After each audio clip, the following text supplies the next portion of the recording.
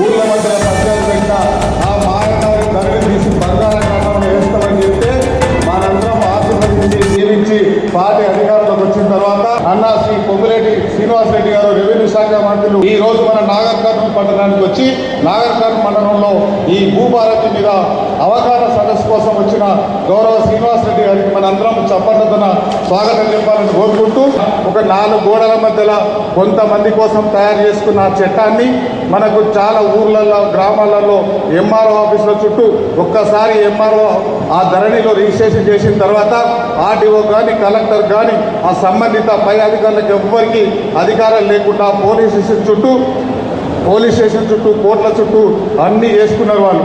దాన్ని అది మన ప్రజలకు రైతులకు ఇబ్బంది అవుతుందనే ఉద్దేశంతో మన ప్రభుత్వం ఏర్పడ్డాక దాని మీద చాలా సీరియస్గా చర్చ చేసి మనం ఆ భూభారతి చట్టాన్ని అమల్లోకి తీసుకొచ్చి ఈ అవగాహన సదస్సు తర్వాత మనకి ప్రాబ్లమ్స్ అన్ని సాల్వ్ చేయడానికి వచ్చిన విషయాలు మంత్రి గారు మాట్లాడతారు. కాబట్టి రాబోయే రోజులలో ఇందిరమ్మ రాజ్యంలోని గౌరవ ముఖ్యమంత్రి గారిని, గౌరవ మంత్రులను, గౌరవ క్యాబినెట్ను మనందరం ఆశీర్వదించాల్సి ఉంటుంది. కాబట్టి మీరందరూ ఆశీర్వదించాలని, దీవించాలని వాళ్ళు కొంతమంది ఆ సోషల్ మీడియాలో ఫేక్ మీడియాలు పెట్టి అవన్నీ రకరకాలుగా మన గవర్నమెంట్ మీద వాళ్ళు విషయం కక్కుతున్నారు. కాబట్టి అవన్నీ మనం చేయాల్సి ఉంటుంది. దాంతోపాటు గౌరవ మంత్రి గారికి రెవెన్యూ శాఖతో పాటు ఇంకొక ముఖ్య శాఖ ఉంది.